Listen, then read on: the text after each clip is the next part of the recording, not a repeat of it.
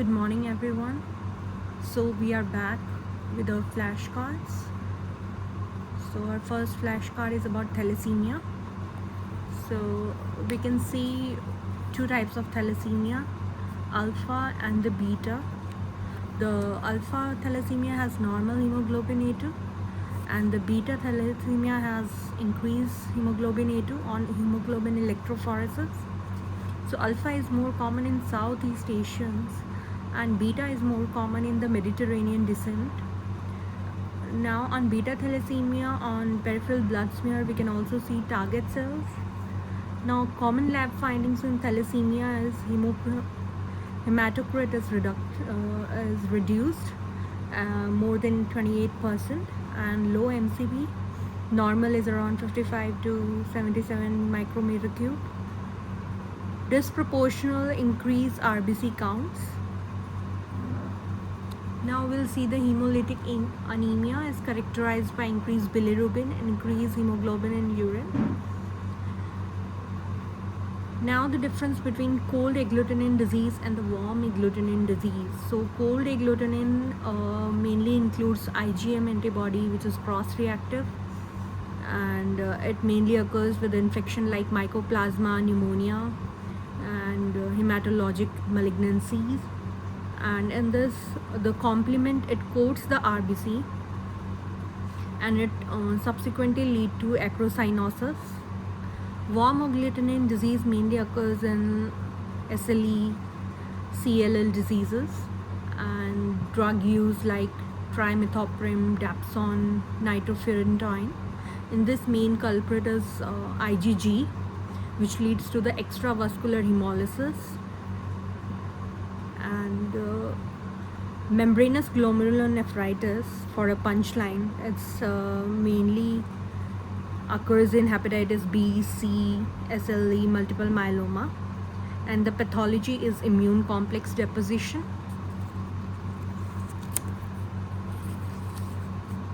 Now next flashcard is about chronic carbon monoxide toxicity. It is a cause of secondary polycythemia, and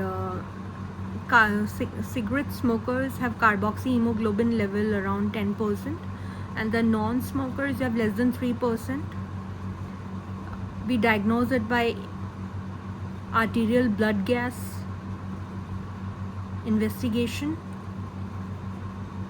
Now mechanical or severely calcified aortic valves.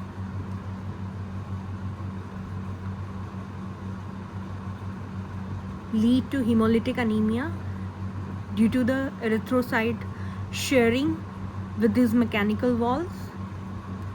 Now carbon monoxide poisoning, if we go to the why does it occur, it occurs due to smoke inhalation, defective heating, gas motor, and there are some symptoms like mild to moderate symptoms include headache, confusion, and severe symptoms include the seizures, syncope, coma, and diagnosed by ABG, which tells us about the carbon monoxide levels. How do we manage it? We manage it by high flow, 100% oxygen, and we do intubation if it's required and give hyperbaric oxygen. Now traumatic macrovascular hemolysis, it occurs due to the mechanical aortic valve develop anemia and reticulocytosis due to sharing of RBCs, and which leads to the intravascular hemolysis, and the extravascular hemolysis occurs due to RBC lysis in spleen, and other features include thrombocytopenia, reticulocytosis, and on TEE investigation we can see valve function. Now hereditary spherocytosis, it mainly includes hemolytic anemia, jaundice, and splenomegaly. Laboratory findings include increased MCHC, there is the concentration of hemoglobin, microvascular, microcorpuscular, and negative Coombs test determines it's not a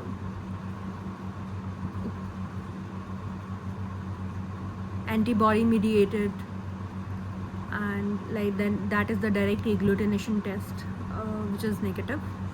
Spherocytes on the peripheral blood smear, and osmotic fragility is increased. The main finding here is abnormal eosine 5 melamide binding test, which is very specific to it. And treatment is folic acid, and in severe cases we can go for splenectomy.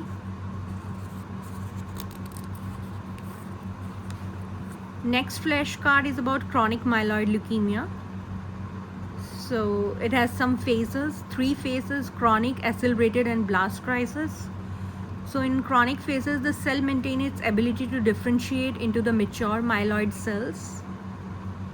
And in accelerated phase, the blast and the cytopenias emerge. Now the blast crisis, in this the cell lost the ability to differentiate, and they transform into acute myeloid leukemia. Now the next flashcard is about cancer pain management. So for mild, that is the pain characterized as 1 to 3 out of 10 on a pain scale. We manage it with non-opioid like acetaminophen or NSAID, and we can give any adjuvant with it if required, like antidepressant, anticonvulsant, depending on the pathology. And moderate to severe pain, which is 4 to 10 out of the 10 pain scale, we can manage it with short-acting opioid like oxydone, morphine, and a non-opioid we can add in it. And we can do it multiple doses if not control. And if it's not managed with short acting, we can go for the long acting ones. And short opioid mainly includes extended release opioids and phenytoin patch for breakthrough pain. And that's how we manage the cancer pain. Now other flashcard is about drug-induced neutropenia, that is absolute neutrophilic count is less than 500 per millimeter cube, and it is due to various drugs like methimazole, very important, propylthiouracil, trimethoprim, clozapine, sulfasalazine. And mechanism of action is mainly immune mediated by these drugs like trimethoprim, propylthiouracil, flecainide. And the drug or metabolite binds to the neutrophil and triggers cell mediated or humoral response. It also leads to the bone marrow toxicity, mostly by clozapine and dapsone, by causing damage to the granulocyte precursor. And the toxicity occurs within 3 months of the drug starting, or the usage, or the onset. Now calcitonin flashcard tells about what does calcitonin do. It increases the renal excretion of calcium and decrease bone resorption by inhibiting the osteoclast, and it is used for treatment of hypercalcemia of malignancy. That is important. Now some punchlines. For CLL, smudge cells are pathognomic. Fragile CLL cells broken during the smear preparation. And for HCL, like neoplastic B cell, hairy cytoplasmic projection or hairy cell, which is HCL is hairy cell leukemia. And anti-metaboloid drugs like azathioprine, methotrexate, they impair the DNA synthesis.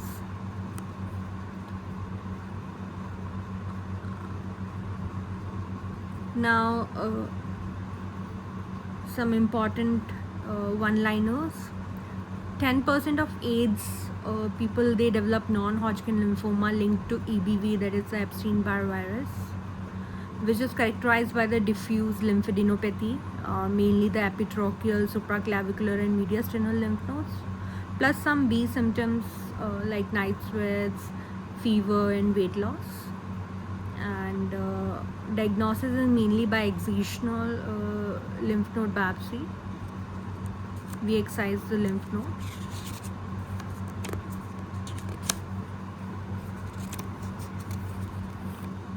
Now, acute myeloid leukemia is diagnosed with CBC showing anemia and thrombocytopenia, increased total leukocyte count, or it can be decreased.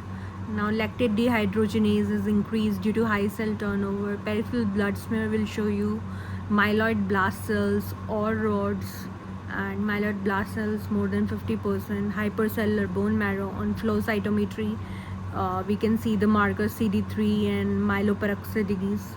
So how are we gonna manage the AML? AML is managed with induction therapy like cytarabine and anthracycline, which is also a daunorubicin, and allogenic stem cell transplant for monosomy, and all trans-retinoic acid plus arsenic trioxide.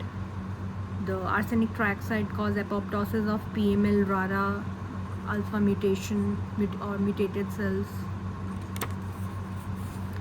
Now, HPV causes the invasional or invasive cervical and esophageal cancers, and it causes the tropism of the epithelial cells. The Bartonella Hensley causes the cat scratch disease, which is characterized by regional lymphadenopathy. The lymph nodes are tender and erythematous.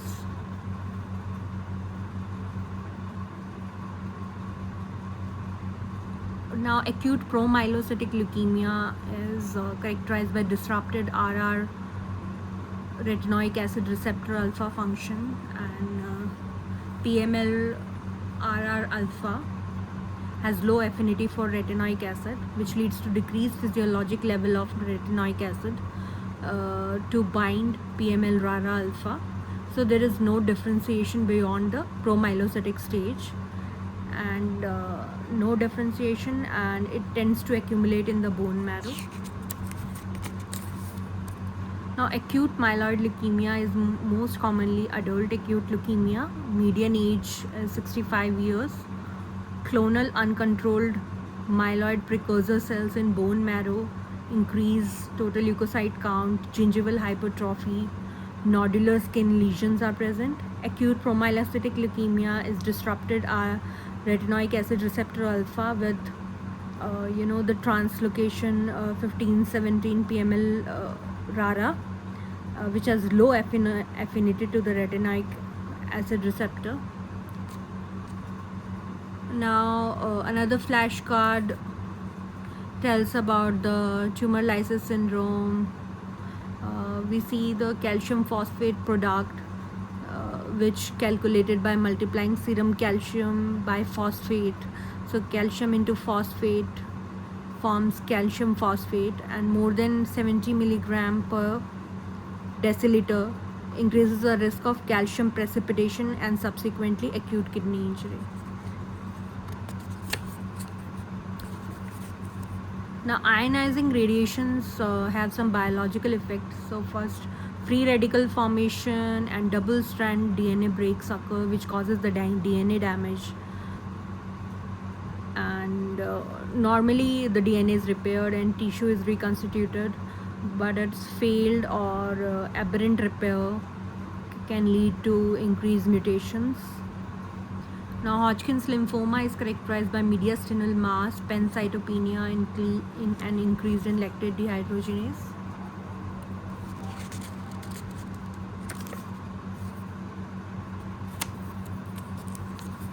Now, to be continuing with the DNA damage that occurs due to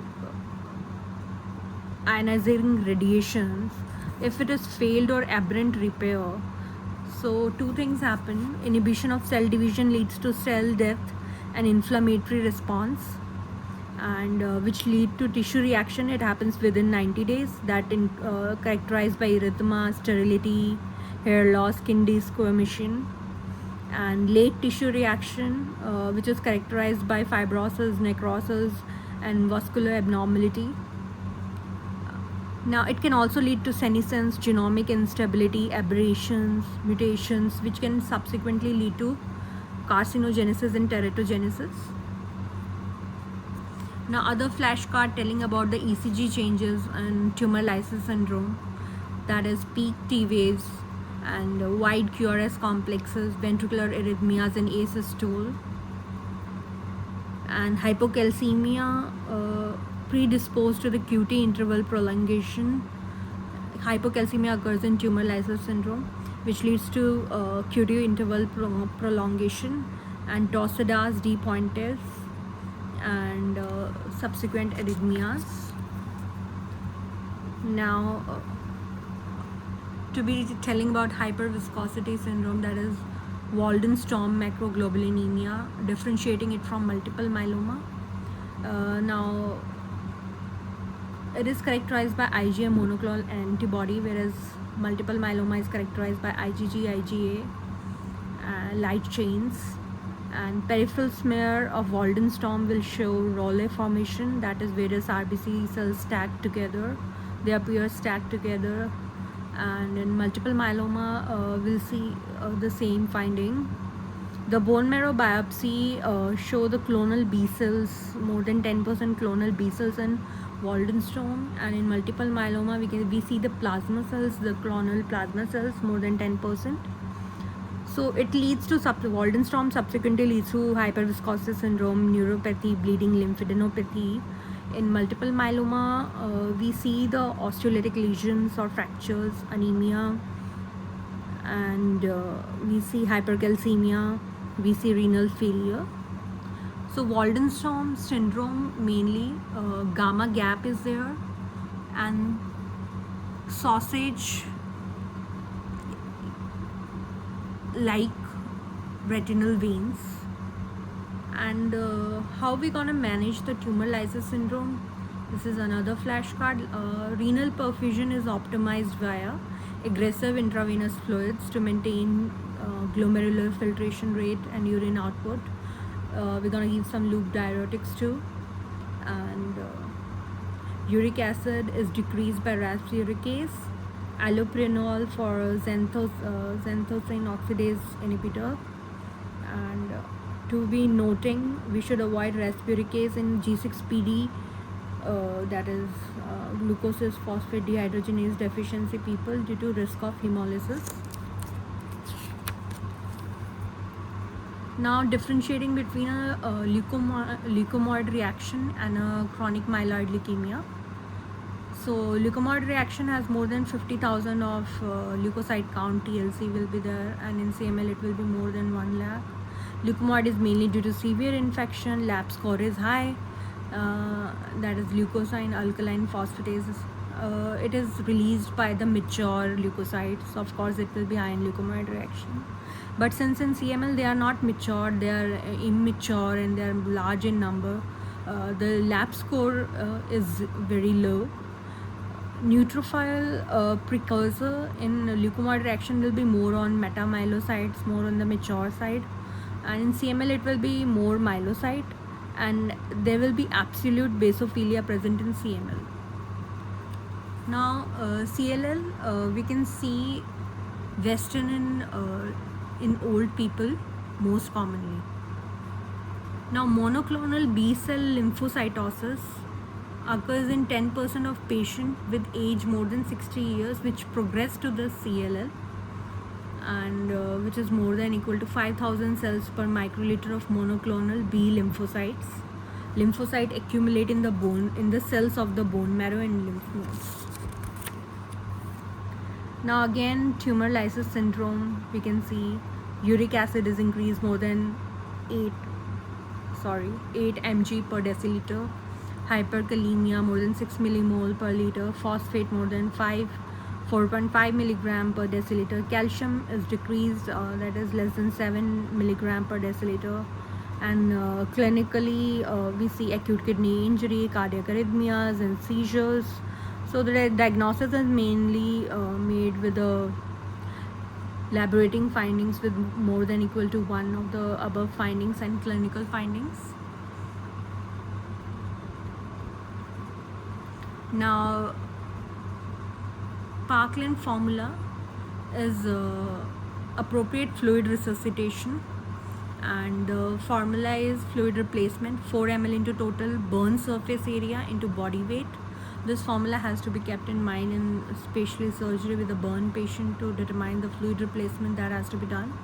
So the amount of fluid, the whatever figure that comes around, half of this volume is given in the first 8 hours and the other half over the next 16 hours.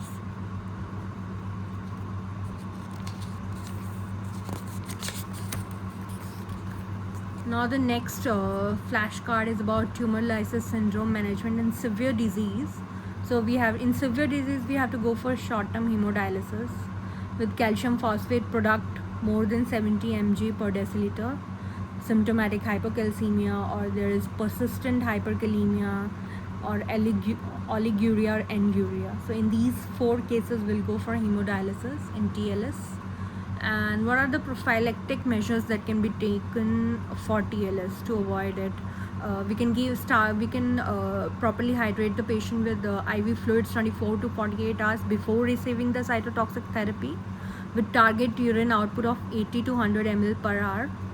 IV fluids optimize the glomerular filtration rate and urine output and clearance rate of cellular breakdown products. So this is a prophylactic measure that we can take.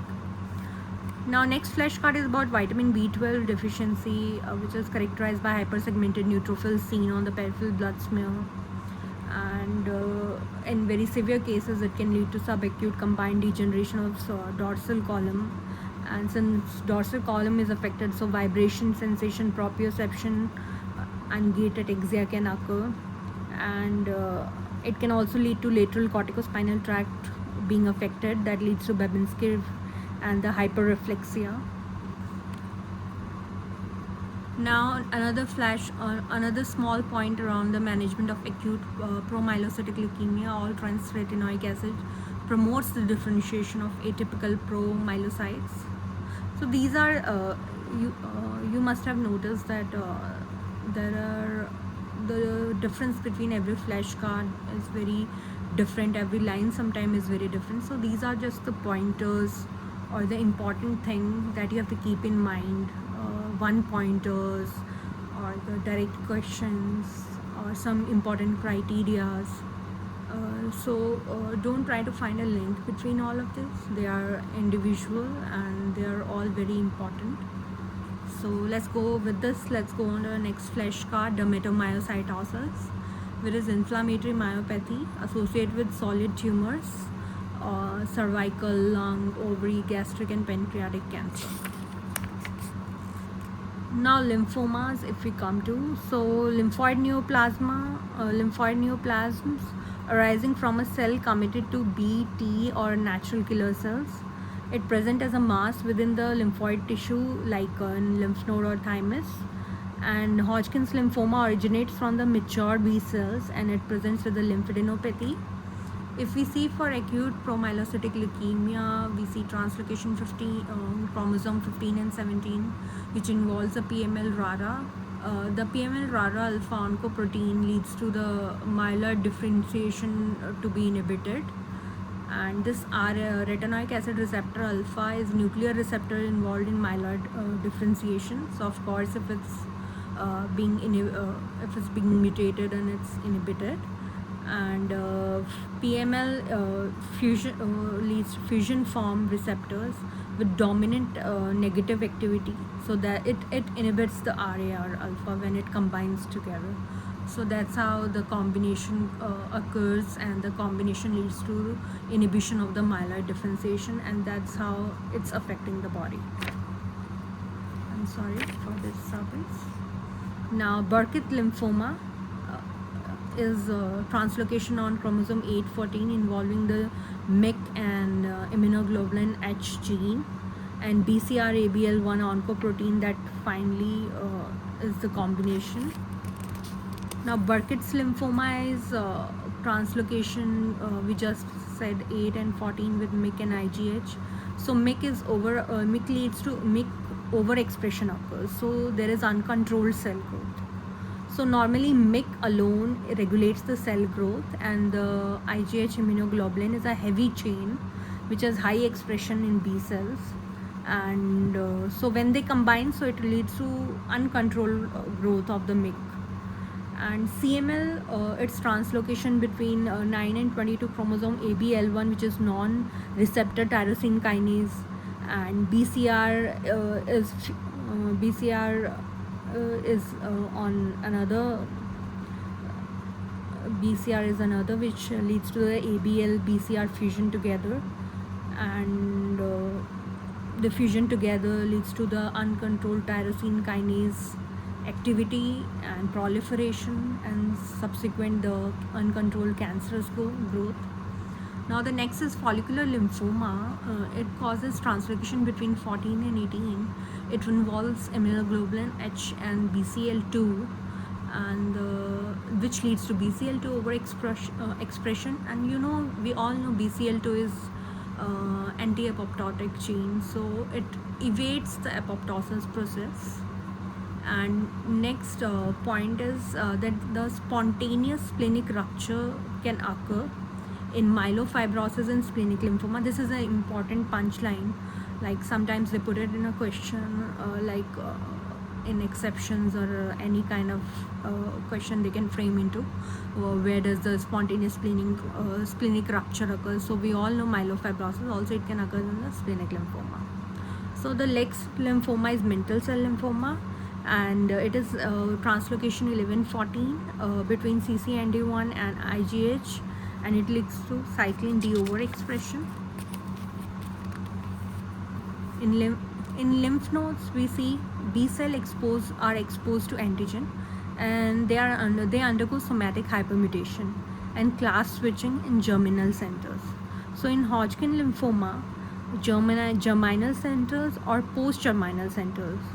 So B cell acquire the mutation, and we get the RS cells, which are Reed-Sternberg cells, which are the pathognomic of Hodgkin's lymphoma. So I know it's a bit too much remembering all this stuff, but believe me, all these are separately questions asked many times, and it will help you in the exam. Now, increased NF-kB signals leads to B cell growth and survival, and immune evasion with PD-L1, makes T cell unable to respond to the immune stimuli, and increase cytokine expressions occur. Now, how can we differentiate Hodgkin's from other lymphomas? Hodgkin lymphoma, it will be characterized by RS cells, Reed-Sternberg cells within the background of reactive cells. Hodgkin's lymphoma tends to arise in a single group of lymph node and spread contiguously in linear path from one node group to another. It is bimodal, it occurs at the age 15 to 35 and again at the age more than 60. EBV infection, more mutation occurs. And Hodgkin lymphoma, we can see some systemic symptoms like painless lymphadenopathy, cervical, supracervical axillary chains, and these are all unilateral and progressive. We can see mediastinal mass in 50 to 75% patients that compress the superior vena cava and lungs and give to superior vena cava syndrome. Immune suppressions like HIV or patient on any immunosuppressive therapy, it all leads to the evasion of immune system. Now, how are we gonna differential diagnosis of Hodgkin's lymphoma? It can be viral infection like Epstein-Barr virus or CMV, acute and diffuse and bilateral lymphadenopathy. So causative virus serology, CBC and DLC will help us to diagnose. And lymphadenopathy more than 6 weeks, then we have to suspect cancer and we have to go for excisional biopsy for the diagnosis. Now, bacterial infection, mainly group A streptococcus, staph aureus, and tenderness, fluctuance, and increased warmth, we can see. These will be the findings in any bacterial infection, of course. Fever, temperature will be risen, And now secondary syphilis can also be a differential diagnosis. It is characterized by chancre, which is also ulcerative genital lesion of primary syphilis, and that will be the differentiating feature. And other DD can be TB, tuberculosis, non-tuberculosis, mycobacterial infection, Bartonella Hensley. Bartonella Hensley will be having unilateral lymphadenitis chronic, so that how we can differentiate. Now, how we can differentiate like acute lymphocytic leukemia and non-Hodgkin's lymphoma. So we can see in ALL, we can see the blast cells in peripheral smear. There will be no Reed-Sternberg cells admixed with inflammatory cells. In sarcoidosis, we can see chest pain, cough and anemia, eosinophilia, hilar lymphadenopathy, and ACE enzyme will be increased. In SLE, there will be other symptoms like fatigue, fever, painless peripheral lymphadenopathy in cervical axillary chain. And laboratory findings we can see like leukocytosis with eosinophilia, lactate dehydrogenase increase with the rapid cell lysis, increased C-reactive protein and ESR, and Hodgkin's lymphoma will have RS cells, owl's eye appearance, and prominent eosinophilic nuclei, and non-neoplastic lymphocytes. Now, immunophenotyping is like doing it for CD15 and CD30. If it is positive, it's Hodgkin lymphoma, and classical or nodular. So classical is more common than the nodular. Classical is divided into nodular, sclerosis, and lymphocytic depleted, and nodular lymphocytic is less than 10%. It's predominantly have Hodgkin's lymphoma, and staging can be done with a PAT scan in 18 FDG, and there are different stages like single node involvement is stage 1, more than 2 nodes on the same side of diaphragm is stage 2, stage 3 requires both sides of the diaphragm to be involved, and stage 4 is disseminated disease. So we can use immunophenotyping to diagnose we can see which receptors they are positive for. And now another flashcard about megakaryocyte, specifically they are the abundant granular cytoplasm they have, with redundant membranes that bud off as platelets, and they have large polyploid multi-lobe nucleus. Now for a family medicine TEP, mammography should be done every 2 years for women age 50 to 74 years. Now another flashcard about thrombopoietin. So it induces endomitosis, that is megakaryocytes progenitor cells replicate its DNA without subsequently dividing, result in a large cell, that is the megakaryocyte, with folds of redundant cell membrane and polyploid nuclei. The excess DNA, that is the severe fold of the amount of DNA in a normal diploid cells. Now, what can be the causes of thrombocytopenia? We know the normal platelet counts around 1.5 to 4 lakhs per millimeter cube. So if it is less than 1.5, what can be the cause? It may be due to decreased platelet production. It can be due to increased platelet destruction. It can be more sequestration of the platelet. And now we'll go with the decreased platelet production. What happened? What are the causes for it? First of all, in the bone marrow, it can be infection like CMV, parvo, EBV, which lead to transient BM suppressions, bone marrow suppressions. Now bone marrow neoplasm can cause it like leukemia, metastatic neoplasm, myelofibrosis, myelodysplastic syndrome. Now aplastic anemia can cause pancytopenia and hypocellular bone marrow, and aplastic anemia is characterized by cytotoxic T cells or direct cytotoxic injury to multipotent hematopoietic stem cells, which leads to bone marrow aplasia and hypoplasia. that leads to lack of cellularity in the peripheral blood cells, circularity. And therapy like chemotherapy, radiation, cytotoxic drugs, radiation damage, and proliferating megakaryocyte with some platelet reduction is dose dependent manner. It can be nutritional deficiency like vitamin B or folate deficiency showing, and in peripheral smear it can appear as a hypersegmented neutrophils. So we're gonna continue it in next video.